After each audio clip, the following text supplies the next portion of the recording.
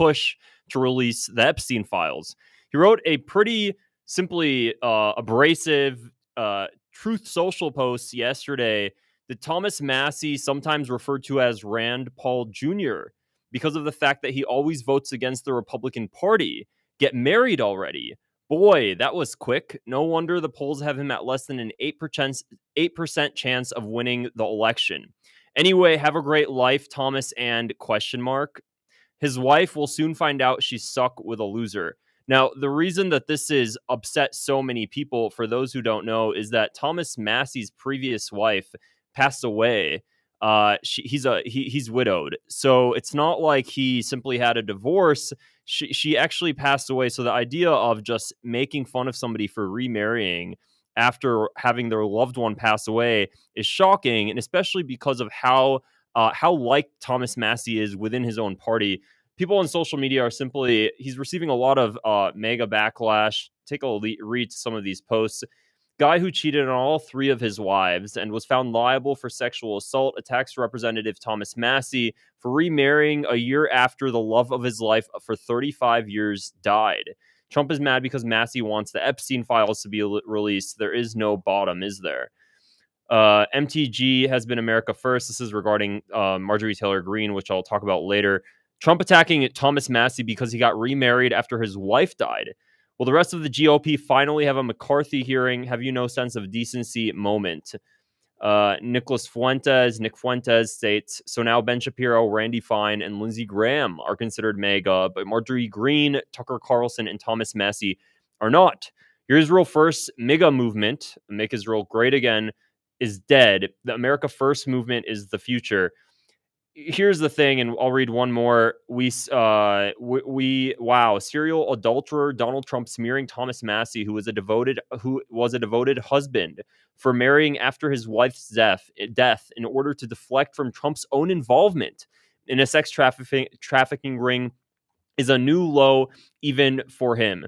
Thomas Massie is very well liked. One of the reasons that he sticks out like a sore thumb among his party is because he simply truly cares about some issues that really hurt America in the long term, one of which is the national debt. You might know Thomas Massie as the congressman that wears the national debt clock on his chest, on his suit, and it's actually it's a current timer that's consistently showing the increase of the national debt. And he does that because he's really trying to sound the alarm on it. And he simply doesn't like government spending. He really does stick to his core values. Now, when Donald Trump was pushing for the big, beautiful bill to pass, that really upset him. There's a lot of times where Thomas Massie upsets Donald Trump when it comes to any sort of fiscal policy bill. However, when you look at Thomas Massie's track record of voting as a Republican, although Donald Trump and even J.D. Vance recently at a Turning Point USA event stated that Thomas Massie doesn't stand by his party. If you look at all of the polls that show how Thomas Massie votes, he has a 91% voting rate along with his party. So it's 9% of the time where he deviates, and apparently that 9% of the time where he deviates upsets Donald Trump and the neocons too much to where they want to boot him out. Now, people might also know that Thomas Massie, of course, is getting attacked, and Donald Trump is trying to primary him. He's being primaried, and he's being attacked by billionaire Israeli American, who's really Israel First. This lady right here, Israeli citizen Thomas Massie for Congress posted this, so that's their official campaign account. Israeli citizen Miriam Adelson bought the Dallas Mavericks for $3.5 billion. Now she's buying politicians. She's spending millions in Kentucky to buy Ed Gallerin, my primary opponent, Gallerin, a congressional seat in Kentucky. Why? Because I won't vote to send your tax dollars overseas. For those who don't know, the Israelis do not like Thomas Massie. The pro-Israel crowd wants him gone. Thomas Massie is truly an America First, more isolationist politician who truly cares about his citizens. Now, you might not always agree with his policies and how he votes, but at the end of the day, there's only a very few limited number of congressmen that I could actually look at and be like, you know what, that one sticks to his values. That one I trust. And Thomas Massie is one of them. Very, very few.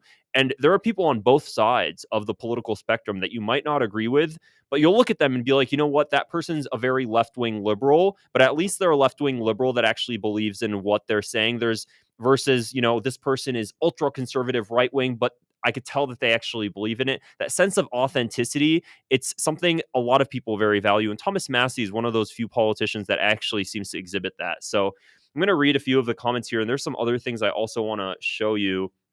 Yo, Wally. Hey, Johnny. Hope you're doing well. Did Trump lose agency of his tweets, or did he lose his mind, or maybe a little bit of both, Lori?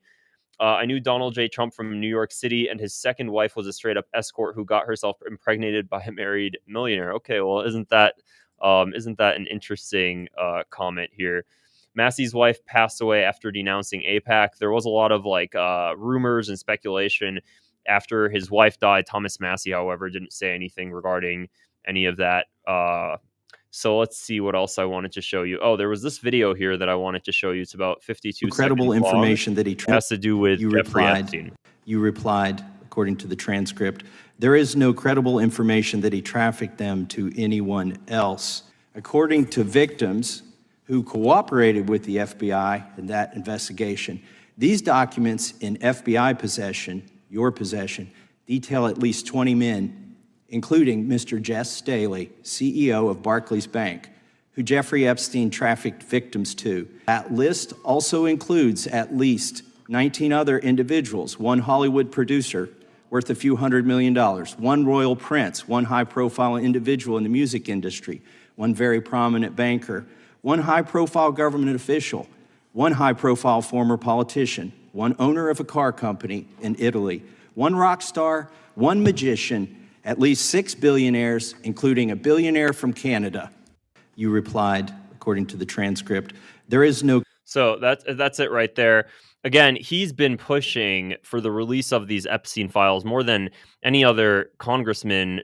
Marjorie Taylor Greene, of course, joining him, which is why Donald Trump recently denounced his endorsement or revoked his endorsement for Marjorie Taylor Greene. I'm going to be talking about that in the next video as well. So this sort of anger Donald Trump has for people releasing the Epstein files or pushing to release the Epstein files is a telltale sign of Donald Trump's implication in them, or why there has to be a reason somebody's so against releasing them if he's in them. There has to be. So clearly people are starting to wake up and notice that. A lot of people already saw the viral email about Mark Epstein and Jeffrey Epstein going back and forth talking about Donald Trump blowing Bubba. A lot of people also say that, that's just very kiss and cheek type of rhetoric. Regardless, despite it, there could be a lot more serious allegations. And even if there wasn't, the fact that Donald Trump is so against releasing these files makes people question naturally, well, why is he so against it? I also heard and read an article that Laura Boebert, she was asked to go to the Situation Room. So that way, and Donald Trump was hoping that she would actually revoke her vote for the release of the Epstein files, which she didn't do. So seeing this sort of backlash that Donald Trump is pushing at people for wanting to release the files is absolutely beyond me. Also, that's part of the reason why Republicans were voting to try to have the Epstein file vote be anonymous, which Democrats turned down. Part of the reason the Republicans wanted the vote to be anonymous is because Republicans were, what I believe is that a lot of Republicans actually do want to see the files come out. However, they're scared that if they vote yes on it, Donald Trump is going to try to primary them.